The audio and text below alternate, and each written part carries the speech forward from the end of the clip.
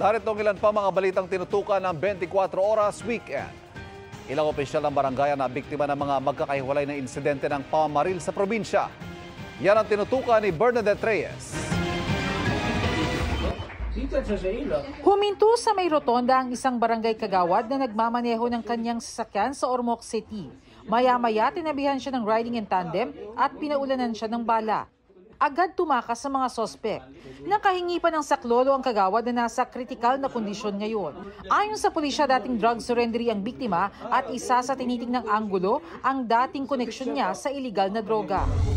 Tinambangan ng sasakyan ng isang barangay chairman sa Cotabato City. Ang van, tad-tad ng mahigit 100 tama ng bala ng iba't ibang kalibre ng baril. Base sa investigasyon, sakay ng minivan ng mga sospek na halos 5 minuto nakipagpalitan ng putok.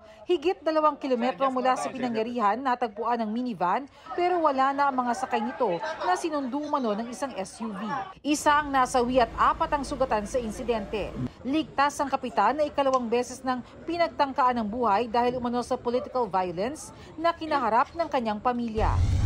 Patay naman sa pamamaril ang isang barangay kagawad sa Nunungan, Lanao del Norte. Ayon sa pulisya, kausap ng 57 anyos na kagawad ang ilang kaanak at kaibigan nang biglang dumating ang sospek na residente rin doon.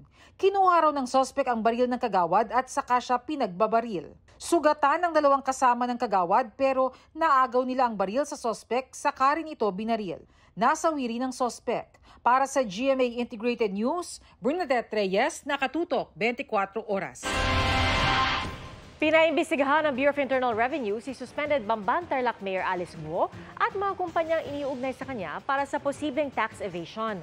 Sa pahayag ni BIR Commissioner Romeo Lumagi, makikipagtulungan ang ahensya sa Senado para imbestigahan ang mga kumpanya at personalidad na iniuugnay sa alkalde pati na rin ang halaga ng kanilang yaman. Magkakaroon din daw ng hiwalay na imbestigasyon ang BIR. Posibleng sampahan ng kasong tax evasion ang mga mapapatunayang may sala kung hindi tutugma sa idineklarang kita ang aktwal na halaga ng kanilang ari-arian. Maaari ring masampahan ng kaso ang mga mapatutunayang kasabwa ng mga sangkot na kumpanya. Handa naman daw makipagtulungan ang company Mayor Guo sa gagawing investigasyon ng BIR. May dagdag na atraksyon sa makasaysayang Intramuros, isang interactive museum at tourist center. Silipin yan sa pagtutok ni Darlene Kai.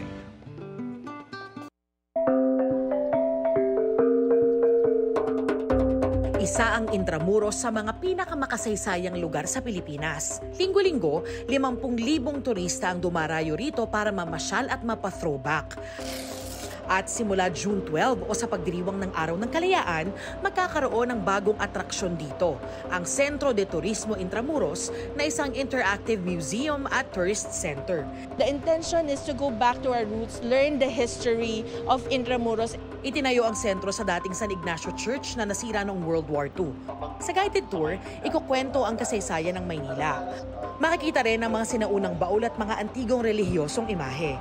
Meron ding mga QR code na pwede mong iscan sa iyong cellphone.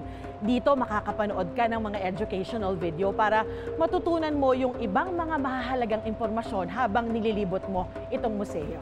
Tampok din ang sculpture ng kilalang artist na si Leroy New, kabilang ang artistic representation ng galleon o barkong ginamit noong unang panahon para sa kalakalan.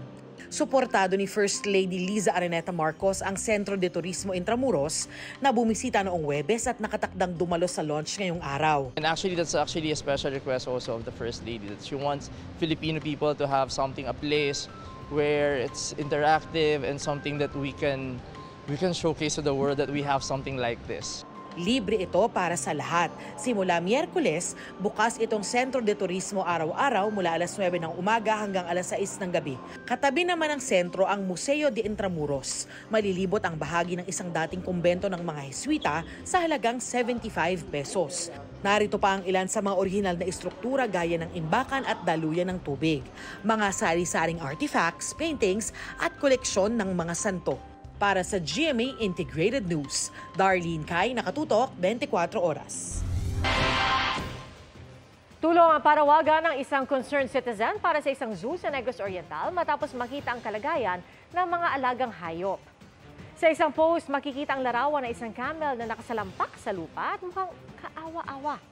Git ng caretaker ng zoo na alagaan namang mabuti ang lahat ng mga alagang hayop dahil may mga nag-aabot ng suporta sa kanila.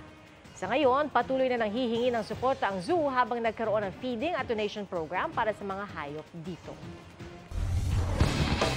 Nangibabaw ang galing ng mga atleta ng Jose Rizal University sa NCAA Season 99 Track and Field Championship. Tinanggap nilang parangal bilang kampyon ng Senior Division matapos silang magkamit ng 826.55 points. Second place ang Mapua University habang third place ang Arellano University. Nilala bilang most valuable player si Frederick Ramirez ng JRU. Sa Junior Division naman, naghari ang University of Perpetual Health System Dalta na siyang itinanghal na overall champion. Second place ang Jose Rizal University at third place ang Arellano University. Si Marvin Ramos ng University of Perpetual Health System Dalta ang ginawaran bilang MVP sa Junior Division. Mga kapuso, patuloy na nakakaapekto sa western section ng Luzon ang hanging habagat. Batay sa datos ng Pag-asa, nagpapaulan ng habagat sa Palawan, Batanes, Babuyan Islands, Zambales at Bataan. Gayon din po sa Ilocos Region, Calabarzon, Mimaropa at dito sa Metro Manila. Palagi pong magdala ng payong at panangga sa ulan dahil may localized thunderstorm ding magpapaulan sa ilang bahagi ng bansa. At mag-ingat din po sa banta ng flash flood at landslides. Dump truck na may kargang buhangin na paatras at tumagilid sa isang highway sa San Nicolas, Ilocos Norte. Nadamay ang kotseng nakapark sa gilid ng daan. Base sa investigasyon, nawala ng preno ang truck. Ligtas naman ang driver nito. Agad ding natanggal ang tumagilid na truck at nahakot na mga buhangin. Sa Mambusaw, Capiz, bus naman ang tumagilid sa highway. Tumama rin ito sa poste ng kuryente kaya may mga kawad na lumaylay. Sa 8 sakay ng bus, 6 ang naospital, iniimbisigahan pa ang aksidente. Babaeng rider patay matapos bumangga sa bus sa Dapitan City. Ayon sa pulisya, nag-overtake ang motorsiklo sa sinusundang sasakyan pero bumangga sa kasalubong na bus. Dead on arrival sa ospital ang 33 anyos na biktima. Hawak na ng pulisya ang bus driver. Babaeng tumatawid, nabalian ng paa matapos mabangga ng motorsiklo sa Mangaldan, Pangasinan. Nagtamo naman ng gasgas sa katawan ang rider. Nagkaareglo na ang 2 panig ayon sa pulisya. Motorsiklo sumalpok sa isa pang motorsiklo sa San Vicente, Ilocos Sur. Parehong sugatan ng 2 rider. Ayon sa pulisya, nakainom ang rider na nakabunggo. Sa Bayumbong, Nueva Vizcaya, nagkarambola ang 3 tricycle at 1 kotse. Dinala sa ospital ang 4 na sugatan, patuloy ang investigasyon ng otoridad sa insidente. Para sa GMA Integrated News, Dano Tingkungko, nakatutok 24 oras.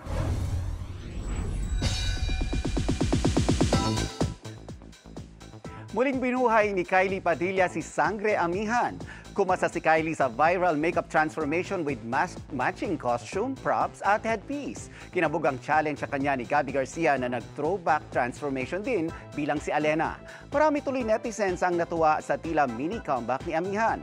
Ang tanong, kakasa rin kaya sa hamon sina Glyza de Castro at Sanya Lopez? Mabilis at chikahan tayo para updated sa showbiz happenings. Buong pusong winelcome ng mga Bulakenyo si Miss Universe Philippines 2024 Chelsea Manalo sa homecoming event sa Kapitolyo ng Bulacan. Binigyan ng mataas na pagkilala ang beauty queen. Emotional na nagpasalamat si Chelsea sa mga taga-suporta at humiling din ng panalangin para sa paglaban niya sa Miss Universe pageant sa Mexico. From one beauty queen to another, binalikan naman ni Miss Universe 2022 Arbony Gabriel ang childhood home ng kanyang ama sa Malate, Maynila. Bumili pa siya ng taho at nagkaroon ng maikling tour sa bahay. Ikinagulat pa niya nang makitang nakadisplay sa cabinet ang kanyang mga picture noong pageant era niya. One supportive stepmom, si Heart Evangelista kay Chessy na anak ni Senate President Cheese Escudero sa dating asawa. Very hands-on ang Kapuso Global Fashion Icon sa bawat detalye ng preps ni Chessy para sa kanyang unang prom. Kasama ni Chessy si sparkle artist Bryce Eusebio. Mga kapuso, maging updated sa showbiz happenings anumang oras. Mag-subscribe sa GMA Integrated News sa YouTube. At para sa mga kapuso abroad, bisitahin ang GMA Pinoy TV at www.gmanews.tv.